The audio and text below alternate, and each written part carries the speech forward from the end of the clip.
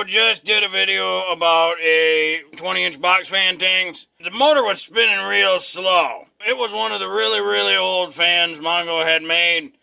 Been using a long time. So I got Mongo thinking, first off, how long one of these things actually last? Mongo figure, well, Mongo gonna make one fresh today and start using it today and let you know exactly how long it gonna last. Of course, it's gonna be a long time. This is the perfect 20-inch box fan air purifier done at home. Duh. You know, the old DIY. So you're gonna need a box fan, 20-inch square. This one an arrow speed. You can use the Lasco, but Mongo always say, never spend more than $20 on a 20-inch box fan. No matter the brand. If you spent more than 20 bucks, you paid too much. This one was at Menards for $16 and change out the door. Then you need some aluminum flashing. This, maybe 4-inch wide, not quite 6. Just about every home should have some aluminum flashing. You gotta be safe because the edges are razor sharp. They'll cut your flanges right off. So you might need to wear gloves. You're gonna need a 20 by 20 by 2-inch filter.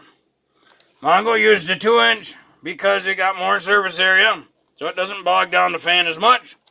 Then you're gonna need some painter's tape, and for this, we're gonna need some clear packaging tape. Any type or brand will do. No foams, no extra crazy stuff. Keeping it real simple, real basic, real cheap. The air filters Mongo buys in a big pack because Mongo's got a couple of these fans. So it's more cost effective just to get a whole pack. Mongo doesn't have a favorite brand. Mongo just gets whatever the cheapest one on hand is. As far as tools you need for this, you're going to need a Phillips head screwdriver. It does not have to be an impact gun or drill. It's just that's the one Mongo's got right now. You can use a hand-powered Phillips. No big deal. And you need something to cut the aluminum flashing with. Now, you might have tin flashing. That's just fine, too. You can use whatever material you like. You could use cardboard if you really like. So we'll start by getting this guy opened up. Oh, and you might need a knife for the tape. Open up our box. Oh, and it got some feet. You can use those if you want. Pull it out the box. And there's our fan. It came with some instructions. Hey, how about that? It's a 20-inch box fan. Adequate wiring, indoor residential or office. Consult electricians. There's instructions. Wow. Pretty nice. They actually tell you should clean your fan. Oh, and it's got a replaceable fuse inside the plug. That's pretty nifty. Oh, and there's a limited warranty for 30 days. That's it. That's all you got. So, Mongo's going to start in the back. All these screws coming out in the back. There's no reason for the rear grate at all because, again, we putting a filter on here. The rear grate is designed to keep your fingies from getting into the fan. And when you put a big air filter on it, your fingies can't get in the fan. So there's no reason for a rear grate. Now, Mongo's made lots of the little done-at-home fans out of the Lasco style. And right off the bat, these are self-tapping screws. So they really went cheap on that. So be very careful here with these edges. Since they were drilled with self-tapping screws, they're kind of rough. So you can tell it's a $16 fan for a reason. The Lasco does have a bit more quality. These fan blades are extra floppy. But no matter what, never spend more than 20 bucks on one of these fans. They pretty much junk anyway. So we're not going to need this at all. Mongo also doesn't use the feet, but that's Mongo. You can use the feet if you want. To assemble the feet, they got the little thing. You slide her in there, all the way down, and they'll latch in. So now we're going to flip her over, and we're going to take the front grate off. Now the front grate will go back on, so don't be tossing these parts.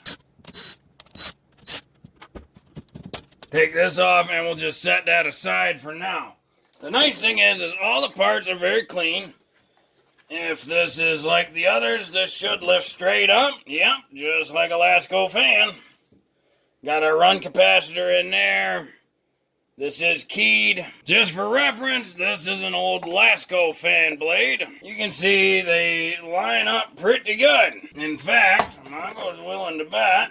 Pull this one up.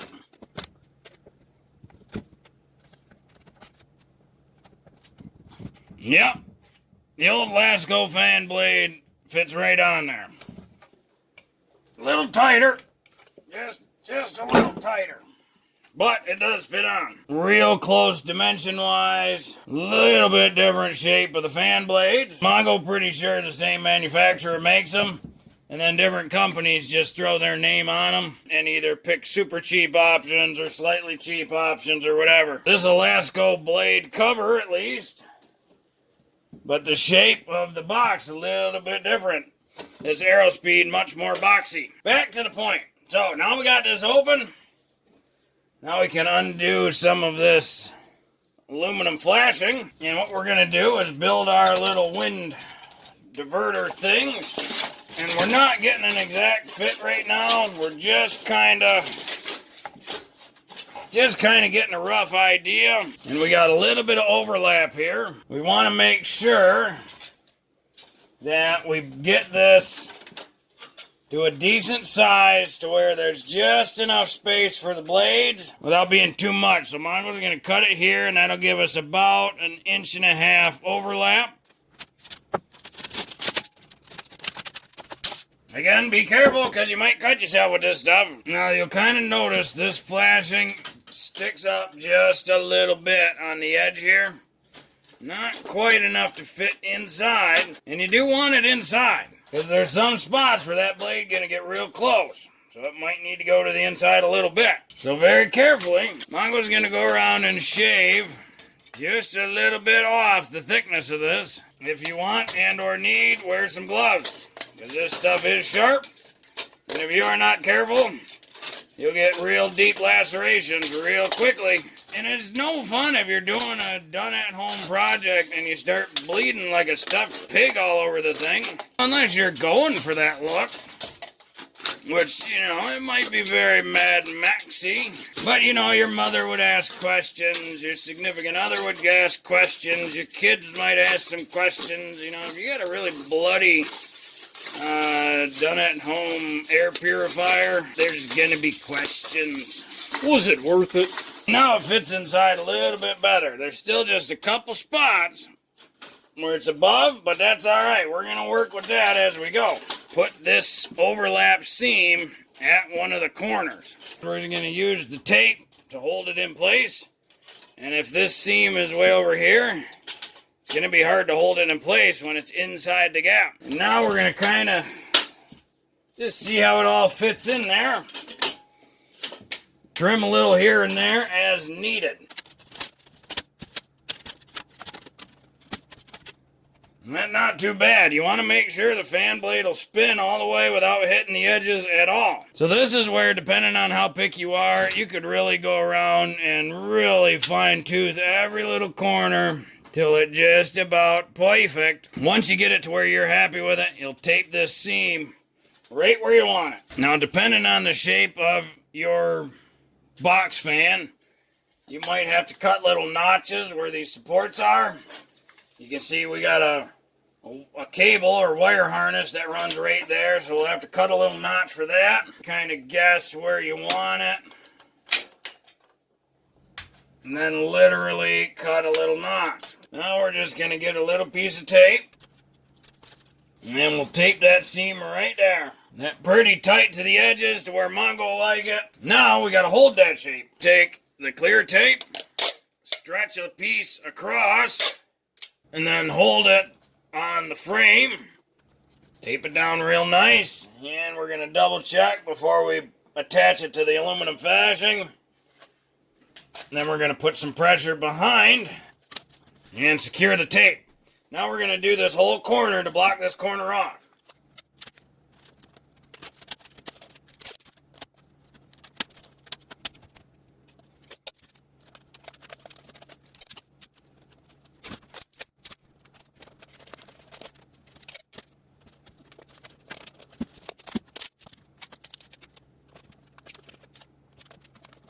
Now we're going to repeat that on all four corners.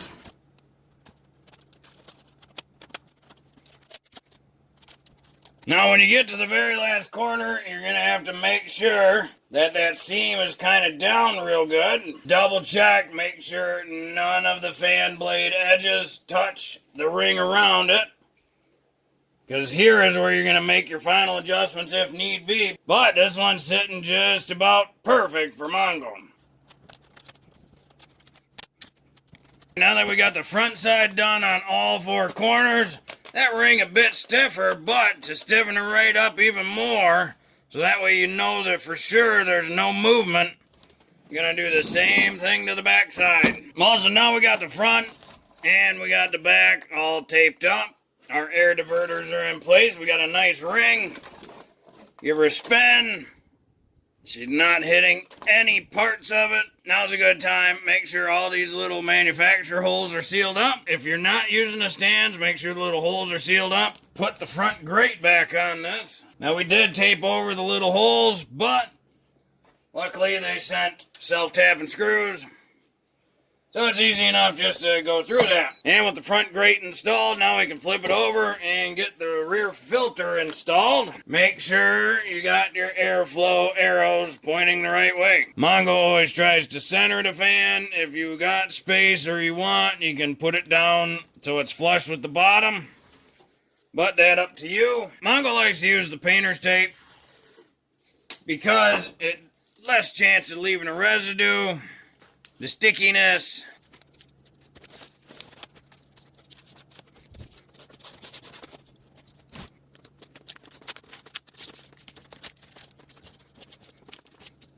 Now the cord area can get a little tricky, but it's nothing just a little more tape won't solve. You do want to make sure you seal it off as best as possible. You want all the air to go through the filter. On a personal note, Mongo kind of likes the less rounded radius of the corners better on this than the Lasco fan, just because it makes it a little easier to make that tape seam around the corner. Well, suppose we get her plugged in and make sure it works. It might be kind of funny if the fan didn't work and Mongo had to return it and it was all modified like this. Evidently, Mongo made it a bit too tight on this one corner.